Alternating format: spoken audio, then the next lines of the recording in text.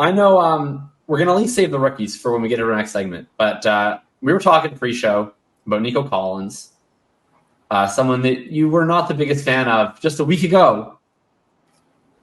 The magic of the 4 weeks seems like it's gotten to you a little bit. It has gotten to me a little bit, and I'm not very happy about it. I don't really like being wrong. Feeling pretty wrong right now on Nico Collins. And not only am I feeling wrong, not only am I taking a heaping helping of L right now, I'm also flipping the script and saying I'm actually thinking about buying Nico Collins for the first time in the history of Nico Collins' life. I have been interested in Nico Collins. And it's funny, I was going through Fantasy Calc earlier.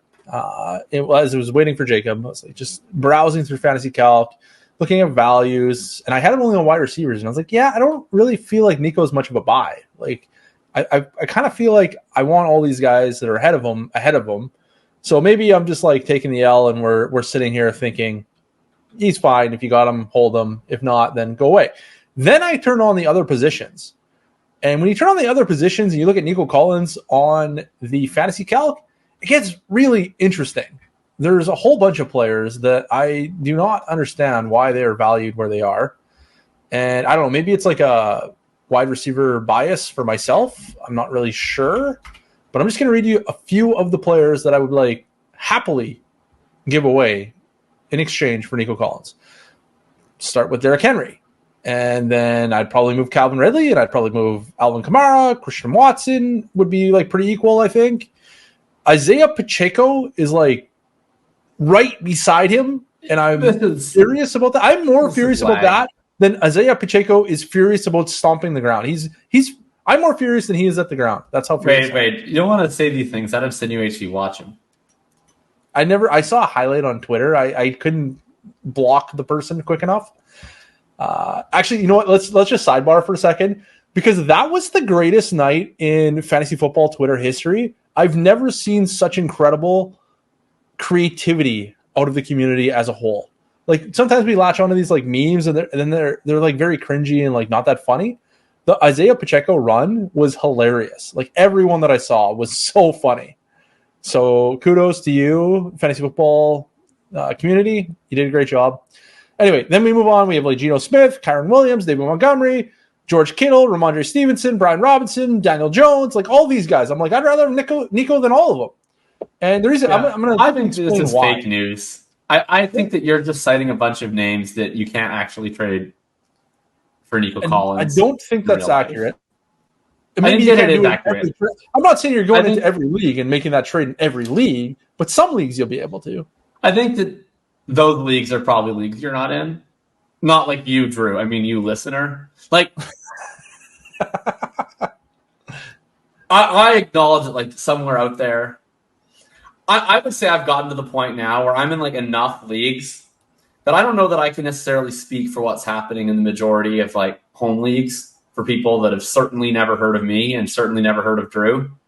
But I feel like I can speak pretty confidently on the market of league with people who are on Twitter, just based off of the sheer number of them that I'm in and the sheer number of like group chats with mouth-breathing Dynasty feeds that I'm in. You're not getting Nico Collins for Isaiah Pacheco if you are in a league with people who have Twitter accounts. It's just not happening. And if that's the case, then I'm not buying Nico Collins. I'm merely buying at what you might be able to get Nico Collins.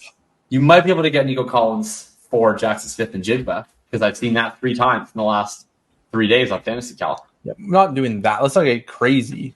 You might be able to get Nico Collins for T. Higgins, because that's something that we debated back and forth in the Discord. Yeah, I'm absolutely not doing that either. That's outrageous. You might be able to get Nico Collins for Drake London, because that was done in a league that I'm in. Okay, I'm also not doing that. Obviously, what you're trying to do here is rein me back so that I'm not taking a full L. I'm only taking a partial L. What I'm trying to do is I'm trying to give the perspective of the person on this podcast who actually plays Dynasty. So I think that's an important perspective, since I assume that the listener is playing Dynasty. I think that if you want Nico now, you probably have to pay up. I was frankly very willing to just give Nico away for most of the season. I have a good chunk. Well, I had a good chunk of Nico. I've sold some. And if you wanted Nico off me a couple weeks ago, give me one of those fake sell highs that I talk about sometimes early in the season, I was probably taking the fake sell high. If you want Nico off of me now, it's time to pay the piper for sure. But he is available. We've seen now Adam Harstad, probably the greatest dynasty mind of our generation. He's already been cited, I think, 4 times in this here podcast. He released his dynasty wide receiver rankings for the first time in 2 years. He posted them. And Nico Collins appears ahead of T. Higgins and appears ahead of Jackson Smith and Jigba. So something to consider there. I think Matt Harmon come out with his profile today. It is glowing on Nico Collins. Top 5 graded PFF. He's young, projects well rest of the season. Football Guys has him projecting wide receiver 17 from here on out rest of the season. Young, going to produce, right? That's the thing people always say to me. This is the Harstad-ism, right? Youth plus rest of season production equals value. That's it. All right, so let me explain why I'm leaning into Nico Collins at this point. So prior to this week, we had you're leaning in now at 2 weeks ago's prices that haven't adjusted 2 weeks ago prices on the website. And here, let me find it. So the hesitation here for me is that one, I think Tank Dell is real good. So I think that's a bit problematic. Nico Collins is not playing all the snaps. That's another issue that I have, and I'm getting a little. I'm still a little snaps this week. Had the most snaps this week. Was it by a lot though? I feel like it was pretty darn close. One snap. I was gonna say I thought they were all 53 or something. It's 55, 54, 52 off the top of the dome. So yeah, but none of them played all the snaps this week. Is I guess the bigger takeaway. No, because Mechie plays sometimes, and he used to typically take Nico off, and I think this week he was just kind of taking everybody off interchangeably. Yeah. So that's still a bit concerning for me. I'm if he's this good, he should probably be on the field all the time. But he's got a very attractive physical profile. He's 6'4", 215. He's Whoa. Wow. Isn't he? A little horny? He's an attractive physical profile. Yeah. Oh, he's Carl Johansson? He's a very handsome man. Well built. But anyways, so what happened was his first game was meh. It was average. It was fine. He had 80 yards, and it was a totally normal 80-yard game. And then his second game was exceptional. He had a 90.8 PFF grade. Then his third game was terrible. That's when Tank Dell just took over, and I was we need Tank Dell. Let's go. Actually, I think I was in week 2. I might have been on Tank Dell really in, but week 3 obviously it continued. And then last week he did special things, very special things. He had a 93.3 PFF grade. I know a lot of people are the what do you call it? The vocal minority is I'm pretty sure it's the vocal minority that's hitting us with this anti-PFF grade thing, because the PFF grades are very good, actually. Yes, they are. I think people don't understand, because there are oddball ones. You're going to see Darrell Henderson with an 85 grade when all he ever put up was 73 grades. There are weird things that happen like that. But for the most part, I think most of the people that play fantasy football are kind of into it now. Well, and I think that people also just don't understand that sometimes average players have great games, and that when PFF gives an average player a great grade in a single game, or when one player has an outlier graded season, that just is probably sometimes true. Maybe sometimes it's not. Maybe sometimes they're grading someone too high. But not every single player just plays at the same level every single game. And not every single game is a new referendum on who that player is, where they have to be entirely re-understood. Sometimes players just have bad games and good games, and PFF is just recording what they're seeing at that moment in time. They're not trying to be predictive. They're actually trying to just be descriptive. And then sometimes it's used in predictive ways. But that's not like, it's not like if they were creating a model where they were like trying to grade it, where they were just making predictive judgments on the players for the rest of their career, it would actually be useless because they wouldn't really be doing anything. They would just be saying like, well, Jamar Chase played bad today, but I think he's the best receiver in the league. 90. Right? Like we're using a descriptive metric in a predictive way, which is helpful, but sometimes people, I think, are like, PFF grades suck. They said this guy played well. It's like, he probably played well. Yeah. Yeah. He might play like shit. He might play well once. He might even do it Right. twice. And that's where we're at with Nico Collins now. He's done it twice in 4 weeks with 90 grade, over 90 grades, 90.8 and 93.3. Yeah. And I'm sitting here thinking, knowing how PFF grades work, this is going to be a pretty strong grade, even if he really sucks the rest of the year. Not the rest of the year, till the trade deadline. Like, that's kind of where I'm thinking about Nico Collins at this point. Right. From week 5, I guess we're in, till like week 12 or whenever your trade deadline is, 13. I don't know when most people's trade deadlines are. Right. Mine are always the last week of the season. So that's kind of where I'm thinking. And I'm like, man, in the next like 10 weeks or 9 weeks or 8 weeks or however many weeks we got, he's going to have to do really, really bad to not come out of this with like a really strong PFF grade. And then I'm going to be like, you know what? I can probably go to my league mates and they'll be aware more than likely, because I don't play in the casual leagues, unfortunately, that Nico Collins does have a very strong PFF grade. And they might be thinking, oh yeah, he's got a really good PFF grade. And then you factor in also that CJ Stroud looks to be incredible. And I'm thinking, I'm always preaching, let's chase the ceiling, let's chase the ceiling, let's chase the ceiling. He's not that expensive, so let's chase the ceiling. And I'm like, we could be talking about Nico Collins, a bona fide alpha, with CJ Stroud, a bona fide gunslinger in a high volume offense. And like, there's a lot of ceiling here. And I understand that the risk is not nothing, because this is a player that did nothing for 2 years. But also, like, you know, he had what was that terrible quarterback's name the last couple of years? Well, yeah, Davis Mills. Yeah, Mills. So, like, can we really fault him for being terrible? Probably to some degree, but also, like, I think there's a bit of a narrative there that we could lean into. And so, yeah, anyway, I feel like if he smashes, then I want him on my team. And if he doesn't smash, then I feel like I can get out for basically what I would have to put in now, even if he's like mediocre rest of year.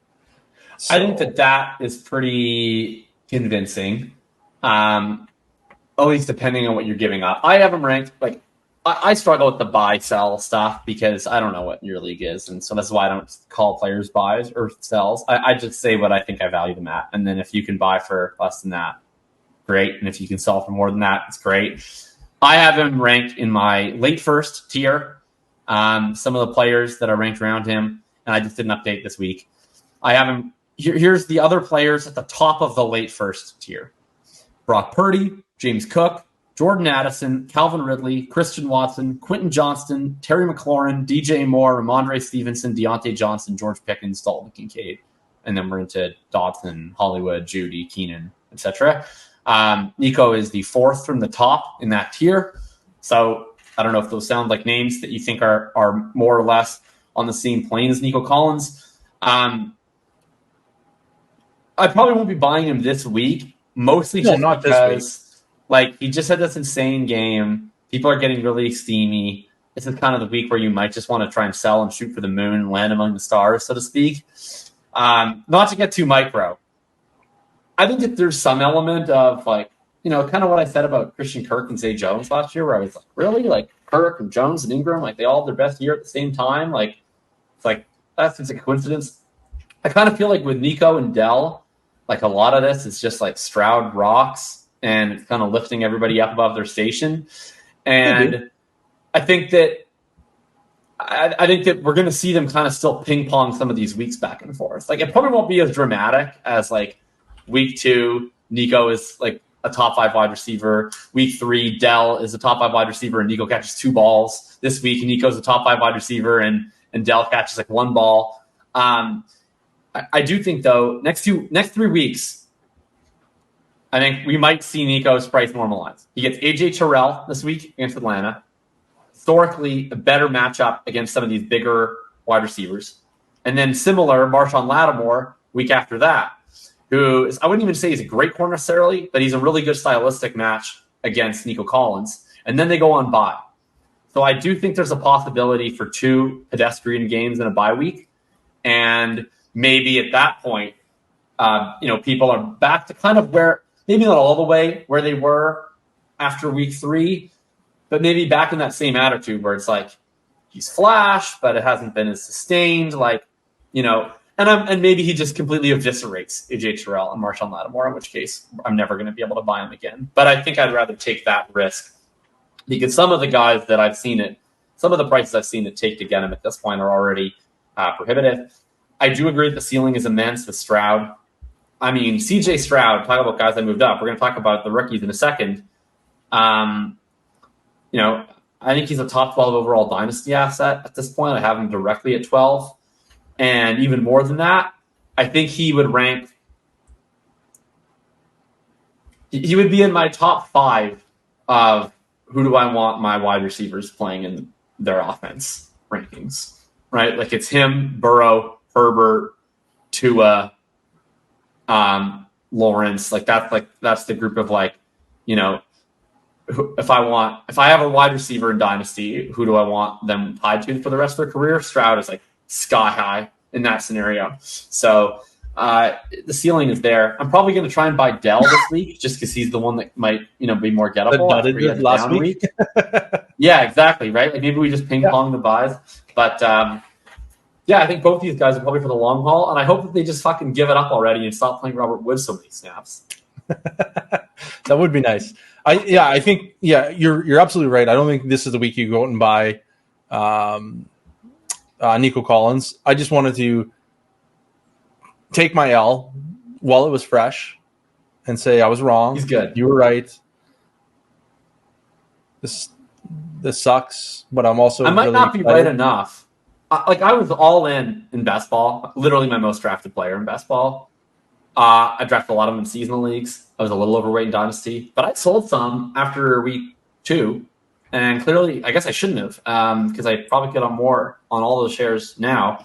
So there's an L for me.